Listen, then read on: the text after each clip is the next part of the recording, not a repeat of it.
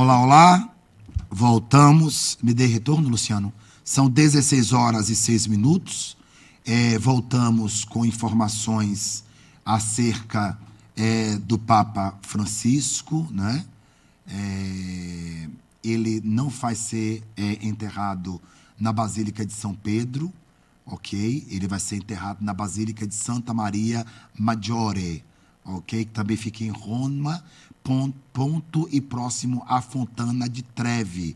Quem sabe onde fica a Fontana di Trevi, sabe que a Basílica de Santa Maria Maggiore fica ali próximo.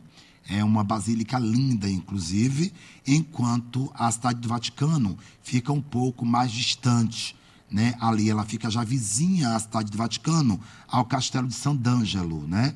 E aí você atravessa a ponte e começa a seguir para onde fica a Fontana di Trevi. Foi uma mudança aí que ninguém aguardava, mas que será devidamente respeitada. A vontade de Francisco em não ser enterrado onde todos os outros papas assim o foram. Nós separamos aqui do Grupo Jornal de Comunicação, para vocês todos, quais são os prováveis papas que podem substituir Francisco.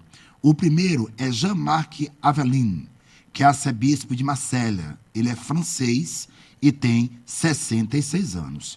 Ele tem uma proximidade ideológica com Francisco, especialmente em relação à imigração e às relações com o mundo muçulmano. Francisco, para quem não lembra, apoiou, né, os imigrantes, né, a entrada de imigrantes na Itália em um momento ali de conflitos que existiram, e ele apoiava a entrada dos imigrantes também como uma boa relação com o universo muçulmano. Então, o primeiro é Jean-Marc Aveline, que é arcebispo de Marseille, ok? O segundo candidato é o cardeal Péter Erdo, né, que significa Edward, em húngaro. Ele é húngaro e tem 72 anos, tá? Este já é, na verdade, um cardeal conservador e contrário às ideias de Francisco.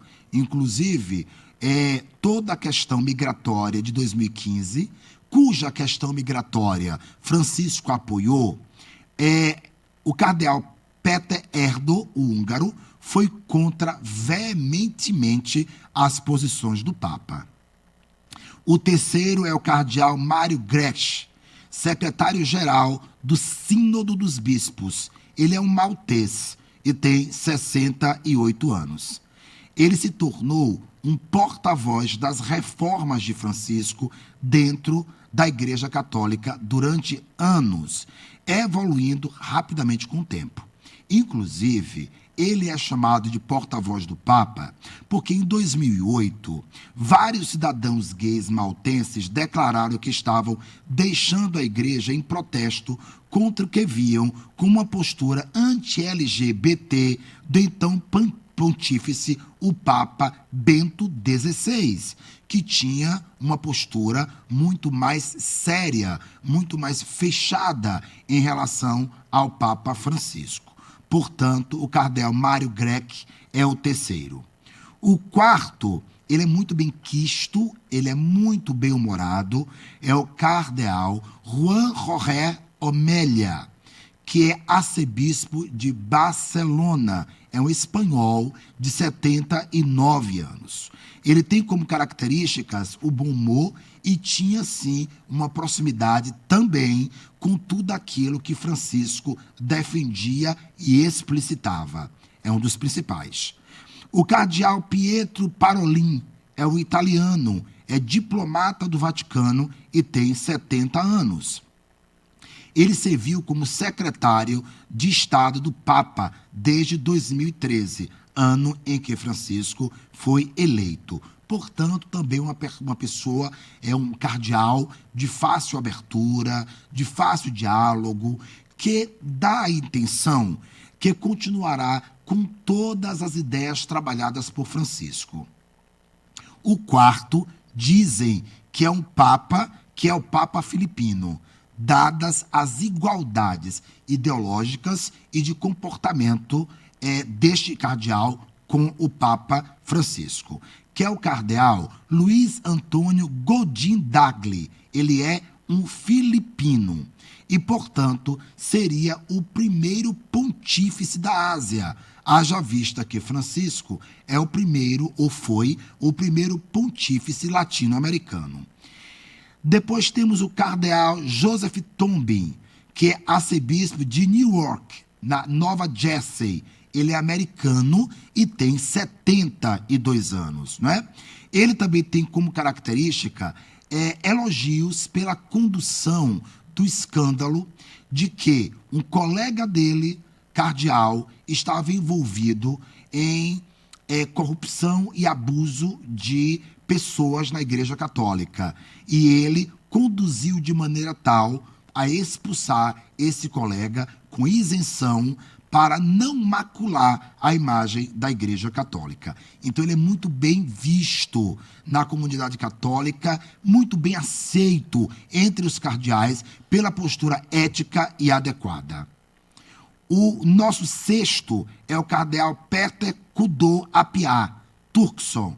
Ele é ganês, é de Gana, e é funcionário do Vaticano e tem 76 anos. Ele é candidato a tornar-se o primeiro Papa da África subsaariana. Ele também tem aí uma história, né? Ele seria o primeiro Papa da África Ocidental, tem uma história de abertura e de diálogo muito bem colocado esse diálogo, portanto, seria também teria uma boa aceitação na escolha para o pontificado. O outro também é italiano, Matteo Maria Zuppi, é o arcebispo de Bolonha, na Itália, e tem 69 anos. Zuppi seria o primeiro papa italiano desde 1978. Zuppi, ele é conhecido como o cardeal das ruas, o padre das ruas, porque ele se concentra nos migrantes e nos pobres e pouco se importa com pompa e protocolo. É um cardeal simples, de postura simples, que também se assemelha à postura do Papa Francisco, que esteve aqui no Brasil e dispensou, inclusive, na ida dele ao Rio de Janeiro. Quando chegou ao Rio de Janeiro, ele dispensou o Papa Móvel e andou em um carro sem luxo, um Fiat ali daquela época. Este é o nosso 8º candidato ao papado. Disse que a cerimônia do Papa, o enterro propriamente dito, tem todo um protocolo durante a semana, ocorrerá no próximo domingo. E só do próximo domingo em diante, no prazo de 20 dias, é que, portanto, ocorrerá o conclave. O que significa conclave? Com chave. Ok? É a expressão do conclave. Com chave.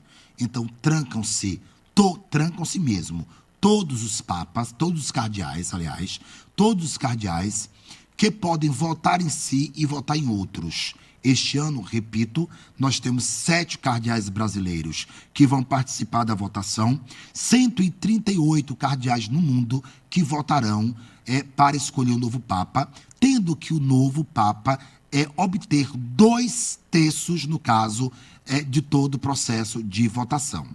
Isso se dará daqui a, no máximo, 20 dias. Até lá, quem responde por toda a questão da Igreja Católica é o cardeal Carmelenco, que é aquele que era próximo ao Papa, e todos os papas entram para o conclave e, sendo escolhido o Papa, uma substância com os votos é colocada em uma chaminé, sairá, portanto, a fumaça branca.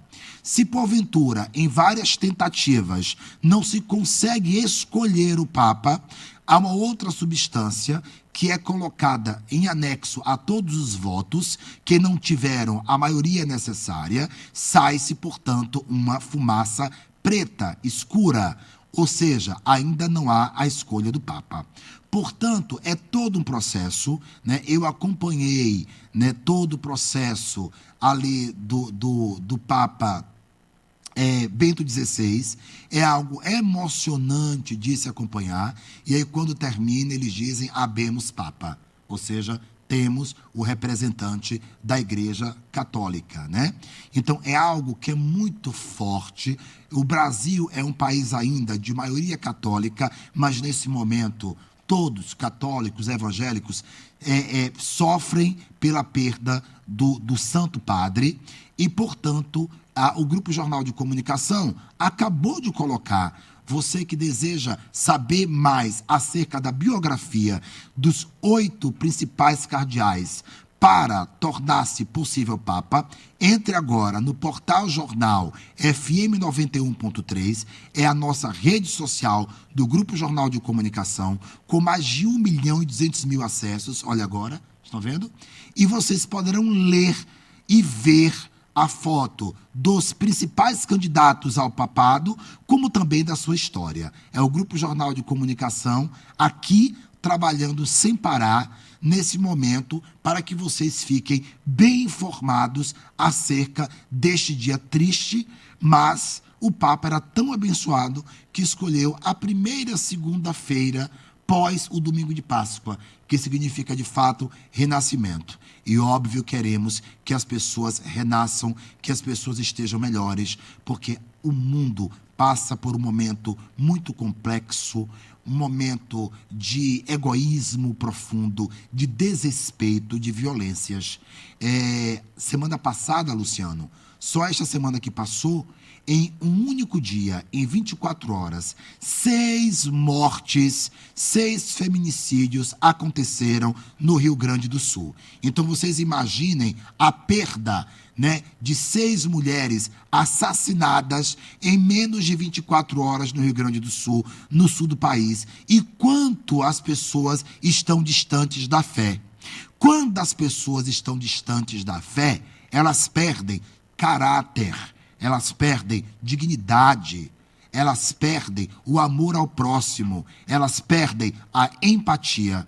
Por isso é tão importante acreditar em Deus mesmo, né? Em um mundo em que falar em Deus é piegas, é ultrapassado. Que a gente se mantenha na fé. O Papa partiu e ficamos tristonhos com isto, mas em um dia belíssimo, que traz o renascimento à humanidade, a primeira segunda-feira após o domingo pascal, e que a gente possa, na verdade, renascer, rever os nossos valores. É tempo de calar mais e falar menos, ok? Porque as pessoas estão muito agressivas. É tempo de ouvirmos mais, de ficarmos mais em nossas casas, de nos voltarmos mais às famílias, a este critério basilar da sociedade e que muitas pessoas têm deixado de lado.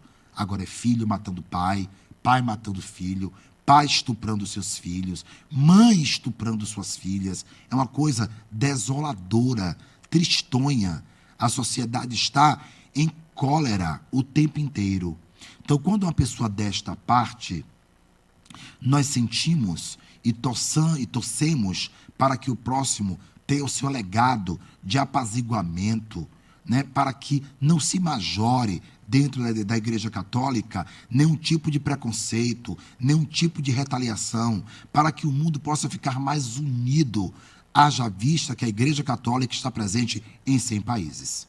Eu também conversei hoje pela manhã com o padre Marcelo, da Igreja do Orlando Dantas, que é uma das pessoas, Marcelo Conceição, que é uma das pessoas mais queridas de nossa sociedade cristã, um dos padres mais respeitados, e mesmo no trajeto para o Ceará, o padre Marcelo Conceição mandou-nos o sentimento da Igreja Católica e, mais uma vez também, todo o protocolo que deverá existir a partir desse momento. Com vocês, o padre Marcelo Conceição.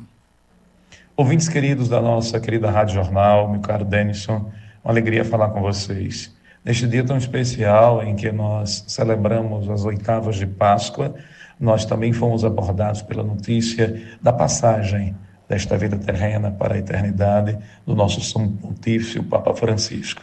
Pois é, o Papa é aquele que age na pessoa de Cristo, é aquele que age como Pedro em nosso meio. Nós assim o temos. Em Santa Catarina de Sena chamava o Papa de o doce Cristo aqui na Terra. Desse modo, hoje nós somos abordados como cristãos católicos com a notícia da sua passagem ao longo dos seus 88 anos.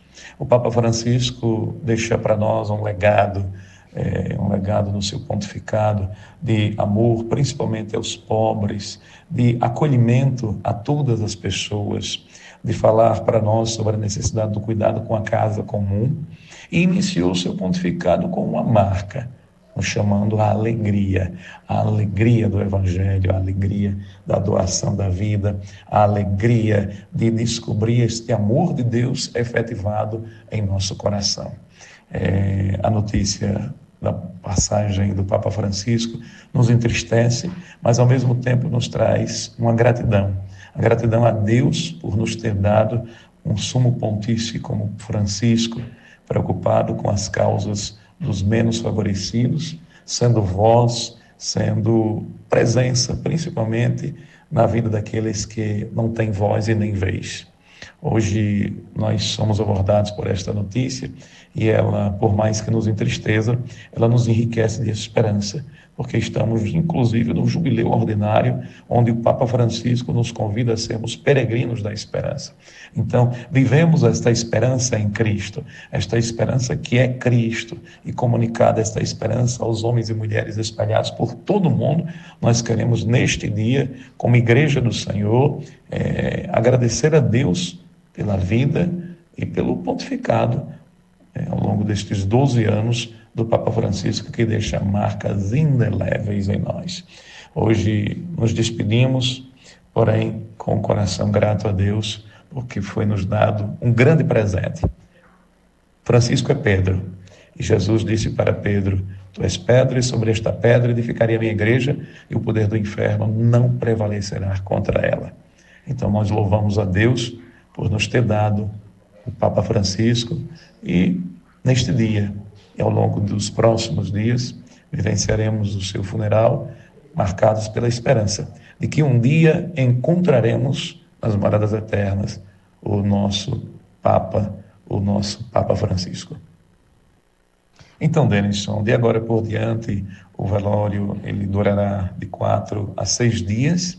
Neste período haverão as honras, os rituais, os momentos definidos ainda pelo Vaticano, e como serão. É o tempo também dos cardeais irem se deslocando dos seus países para virem a Roma, para participar deste momento, as autoridades, enfim, o povo de Deus, para poder participar do velório e o sepultamento do Papa Francisco, que pediu, inclusive, para ser sepultado, diferente dos outros papas, na Basílica de Santa Maria Maior. Esta é uma basílica de tamanha importância, também uma das 4, mas comumente não há este costume dos papas serem sepultados na basílica, e sim na cripta. Porém, é um pedido do Papa Francisco, ele que tinha as marcas no seu pontificado de viver mais a simplicidade, deixou de lado a honra de morar no palácio papal para morar na casa de Santa Marta, em um espaço sempre muito mais simples. Ele que tinha esta característica de pedir que as coisas fossem bem mais simples, naquilo que correspondia também à sua vivência papal. Então, este velório, ele durará aí entre 4 a 6 dias, vai ser definido ainda pelo Vaticano. Então, Denison, queridos ouvintes da Jornal, o período que se estabelece para que haja o conclave, que é a reunião dos cardeais que estão aptos a votar para a escolha do novo Papa, pode ocorrer de imediato após o sepultamento ou também após 20 dias do sepultamento, a depender das definições ali do Vaticano. É interessante lembrar que esta votação ela é orientada pela inspiração e a força do Espírito Santo. O conclave ele é norteado a partir de uma intensa busca de oração e de intimidade com Deus que os cardeais ali estabelecem. E inspirados por esta força do Espírito, são chamados a votar em cada final do dia. Conforme aparecer a fumaça preta, é porque ainda não fora escolhido o Papa. Quando aparecer a fumaça branca, é porque ouviremos a famosa frase que diz: Habemus Papa. Enquanto ocorre este período, a igreja deve se comportar de forma oracional, no silêncio, diante de Deus, pedindo que nos envie o novo pastor. Assim sendo, Denison, nós pedimos a todo o povo de Deus que neste período se coloque sempre mais dispostos à oração, pedindo pela unidade da igreja, pedindo que o povo de Deus possa, juntos, clamar a Deus que nos dê um novo pastor segundo o seu coração. Ô Denison, muito obrigado, viu, pelo espaço dado à igreja para poder, neste momento, falar ao seu povo acerca deste momento tão importante para nós, cristãos católicos, que é a partida do Papa Francisco, que deixa aí um legado muito importante.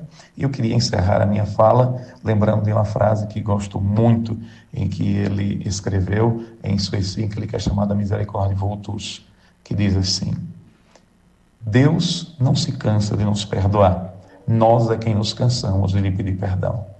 Segundo a experiência do Papa Francisco, busquemos viver a misericórdia de Deus. E guardados sob essa experiência, todos os dias continuemos caminhando no amor e na vivência deste Deus que cada dia mais está inserido na nossa história, nos amando e nos apontando o seu amor como meio eficaz de libertação. Deus abençoe a todos. Muito obrigado, Denison. Obrigado pela oportunidade. Nós é que agradecemos aos padres Walter Van e ao padre Marcelo Conceição por falas tão esclarecedoras. O nosso público é um público que é formado por pessoas do bem, por famílias. É o que caracteriza, né, inclusive o trabalho de jornalismo do Grupo Jornal de Comunicação, na pessoa de nosso presidente, José Arinaldo, que a gente possa sempre reafirmar a fé e informar a sociedade aquilo que não é só importante, mas que transforma também o ser humano. Porque se nós temos informação e esta informação é capaz de transformar o ser humano, nós vamos produzir um mundo melhor. Eu vou ao intervalo comercial com os nossos patrocinadores do Grupo Jornal de Comunicação e volto em seguida vamos tentar a ligação para a Silvana Rodrigues, diretamente da Itália, para falar como se encontram as pessoas neste momento. Os romanos, obviamente, que moram ali em Roma, óbvio, e os italianos de maneira geral. Ela que mora a 40, 50 minutos de Roma, na cidade de Firenze. Eu volto já já com Silvana Rodrigues, diretamente da Itália. Esse é o Grupo Jornal de Comunicação, levando informação de qualidade para você, jornalismo profissional. É por isso que somos a número 1. Eu volto já. Estamos apresentando Denison Ventura, entrevista, aqui na FM Jornal.